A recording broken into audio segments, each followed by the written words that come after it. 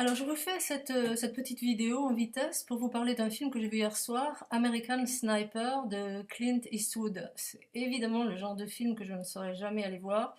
Là, j'accompagnais des amis, et d'autant plus que j'avais lu des critiques qui disaient que ce film faisait l'apologie de l'Amérique en guerre. Il s'agit d'un sniper en Irak. Donc, vous imaginez le spectacle à éviter totalement. Mais bon, je suis dans la salle, et à ce moment-là, ce que je découvre, je trouve que ça vaut la peine de vous en parler parce que c'est totalement à l'opposé des critiques que j'ai pu lire.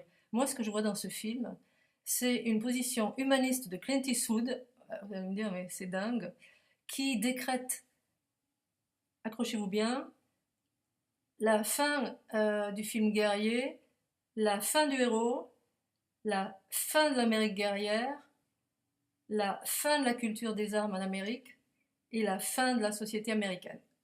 Pour moi, c'est ce bilan que le film dresse, sauf les 10 minutes de la fin, et on en parlera à la fin justement. Donc si je dis la fin d'un film de guerre, c'est évidemment parce que ce film euh, est d'une part d'une couleur un peu pisseuse, des jaunes et verts, ça se passe évidemment en Irak, évidemment dans des villes complètement détruites, évidemment avec des scènes qu'on a vues 150 fois, ça aussi c'est pour prouver que maintenant quand tu veux faire un film de guerre, malheureusement tout a été vu et de toutes les façons. Ces soldats qui arrivent dans des rues, qui filent des coups de pied, qui entrent dans des maisons. Euh, Ensuite, c'est un film qui est fait vraiment avec peu de moyens. Une manière de dire, attends, je vais faire un film, mais je vais quand même pas trop me casser la tête. Il doit y avoir, à mon avis, 50 comédiens pour jouer là-dedans, une trentaine qui représentent les Américains, 12 pour les Irakiens, on en est à 42, alors on en rajoute un petit peu, et un qui représente l'ennemi, le sniper syrien. Je pense que lui, parce que le sujet c'est quand même un sniper américain incarné par Bradley Cooper, contre un sniper irakien, en fait syrien. Et ce sniper syrien, beau mec, on doit le voir, je pense 2 minutes 40. Je sais pas combien on l'a payé pour ce film, mais c'est vraiment un record absolu. Et on le voit tel un ninja qui saute d'un toit à un autre, et c'est l'ennemi qu'il faut abattre. Bien. Ensuite, ce que je trouve de raté complètement dans ce film, c'est le fait qu'il est d'une banalité affligeante. Toutes les scènes, on les a déjà vues. En particulier, une, c'est quand on forme le futur SEAL, le fameux SEAL. Vous savez, c'est ces scènes qu'on a déjà vues dans Full Metal Jacket, où on leur envoie du caca à la figure et on leur dit mettez un compte, il y en a abruti. Et on leur dit oui chef, oui chef. Et là, on a la même scène, mais elle est traitée sans énergie. Ce que je trouve, moi, dans ce film, c'est que Clint Eastwood est là-dedans et se traîne un petit peu, comme si tout à coup il se rendait compte que tout ça était nul, vain, mort et sans intérêt. Je crois définitivement, à propos de cette façon de dire on en a fini avec cet héroïsme de l'Empire américain dans les films, qu'il y a une façon de dire que les seuls films de guerre pourront être ou dans le passé ou dans le futur. Mais le présent, c'est pas tenable. Sans bien fini, en tout cas, les grands westerns, hein, vous savez que ça nous ont fait quand même rêver avec ça. Hein, on ne savait pas à l'époque que c'était un génocide. On disait, oh là là, ces Indiens, oui, oui, ils scalpent, ils sont méchants. Je me souviens de mon fils, je ne sais pas quel âge il avait, et je lui dis à Noël, qu'est-ce que tu veux comme cadeau? Et il me dit, je voudrais un habit de renfort. Qu'est-ce que c'est que ça, un habit de renfort? Il me dit, ben oui, tu sais bien, à la fin des westerns, ils disent appeler les renforts. Et donc, il voulait être celui qui sauve les pauvres, pauvres colons qui sont sur le point d'être scalpés par les Indiens. Ben, tout ça, c'est terminé. Ce film, en tout cas, nous l'indique, pour moi, d'une manière très marquante. Ensuite, la fin du héros. La fin du héros, donc Bradley Cooper joue le rôle. Moi, c'est la première fois que je le vois dans ce film. Il le joue d'une manière totalement monolithique. On nous le montre dans sa petite enfance. C'est son père qui lui apprend à tirer, qui lui apprend qu'il faut faire de l'autodéfense. Dès qu'il voit les attentats contre l'Amérique qui veut partir, se battre. Et tout ceci, évidemment, n'est pas d'une grande nouveauté. Il y a l'entraînement, le fameux entraînement des cils. Il rencontre sa femme dans un bar totalement minable.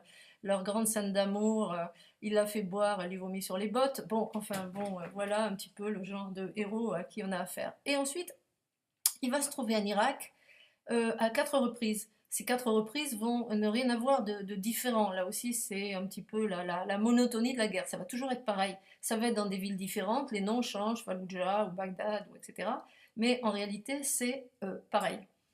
Ce mec, ça fonctionne donc. Il est très habile avec son fusil et il est sniper. Il doit tirer sur des cibles qu'on lui indique. À ce moment-là, une première scène nous le montre face à un Dylan, et à ce moment-là, il est en contact avec ses supérieurs. Ce n'est pas lui qui décide véritablement. Il s'agit d'une femme avec un enfant. En réalité, cette femme va avoir une bombe. Il hésite un petit peu, et puis ensuite, il va tirer. Dès qu'il rentre chez lui, qu'il retrouve sa femme, à ce moment-là, sa femme a eu un enfant. C'est un homme qui est détruit. Pour quelle raison? On nous montre, si vous voulez, et c'est l'aspect intéressant de ce film, c'est qu'un militaire est à la fois quelqu'un qui n'a pas de responsabilité. Quand on lui donne des ordres, on lui dit tu vas sur cette terrasse, tu vas tirer, vas-y maintenant, maintenant vous allez dans la rue, maintenant vous entrez, maintenant vous devez faire ceci ou cela. Mais il a aussi malgré tout une responsabilité. Cette responsabilité, c'est celle de savoir quand tout à coup il va intervenir pour sauver les uns et les autres. Et lui va être pris dans un cas de conscience qui constitue la scène finale du film. Il va enfin arriver à mettre la main sur ce sniper ennemi, mais il l'a au bout de son fusil, mais s'il tire, il va révéler sa position aux ennemis qui sont autour de lui. Qu'est-ce qu'il fait? Et là, l'hubris à la grecque, évidemment, l'orgueil prend le dessus, et il tue ce sniper dans une belle envolée de sang sur des linges, évidemment. Et à ce moment-là, tous les ennemis de la Terre tombent sur eux. Et il aura cette responsabilité sur lui, à savoir par nécessité, parce que peut-être cet homme allait tuer d'autres hommes, par orgueil, il a fait tuer des gens de son camp. Ce qu'il y a de beau dans cette scène, c'est une vague de sable. Et moi, j'interprète ça comme ça. Ce film nous montre un monde détruit, euh, des hommes détruits, aucun espoir de rien du tout. La guerre en Irak, mais on sait ce qui se passe maintenant avec EI en Irak et en Syrie. Donc rien n'a rien donné. Il n'y a strictement aucun espoir. Et tout à coup, cette vague de sable montre comme une sorte de nature qui se venge, qui étouffe tout et qui absorbe tout. Lui va réussir à se sauver par miracle et va se retrouver chez lui. Et chez lui, complètement détruit, n'ayant de contact avec rien. Et à ce moment-là, la seule façon qu'il a d'aider les autres, c'est d'aller voir des militaires détruits comme lui, physiquement, mentalement, et de les aider avec la seule chose qu'il sait faire, leur apprendre à tirer. Pas une très bonne idée. Et c'est comme ça qu'il va mourir, car un homme avec qui il part dans la montagne se promener pour lui apprendre à tirer et va lui tirer une balle dans la tête, volontairement. Donc, dire que ce film fait l'éloge de la guerre et des héros, non, c'est pas du tout l'impression que j'ai. C'est un petit peu la fin d'une époque. Ouais, je ressens ainsi. Alors évidemment, c'est une histoire vraie. J'aimerais terminer là-dessus parce que, étant donné, il est tué de cette façon, à ce moment-là, toute la région se masse le long des routes, applaudit le passage de son cercueil, agite des drapeaux américains, et il y a cette musique américaine, America, America. Bon, mais c'est la réalité, ça s'est passé ainsi. Cette scène est en complète contradiction avec tout le reste.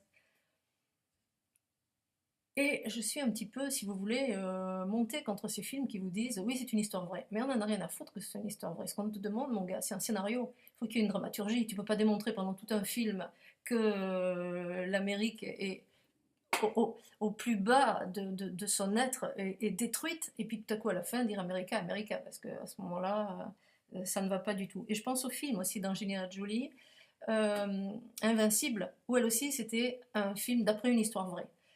Alors là, le gars se retrouve dans un camp japonais comme dans le pont de la rivière Kwai, mais faites la comparaison un petit peu avec le pont de la rivière Kwai. C'est un scénario. Tandis que dans le film d'Angelina Jolie, c'est la vérité, donc rien n'arrive, rien ne se passe. Le gars, il encaisse, il encaisse, il encaisse, il encaisse, et à la fin, il s'en sort. Ouf, il dit pardon à ses adversaires, et puis le film est terminé. Alors les scénaristes, s'il vous plaît, des histoires. Que ce soit vrai, que ce soit pas vrai, on s'affiche. On veut de la construction. Et, chers Américains, arrêtez avec vos guerres éternelles. Vous êtes morts, d'une certaine façon. Alors arrêtez de tuer les autres.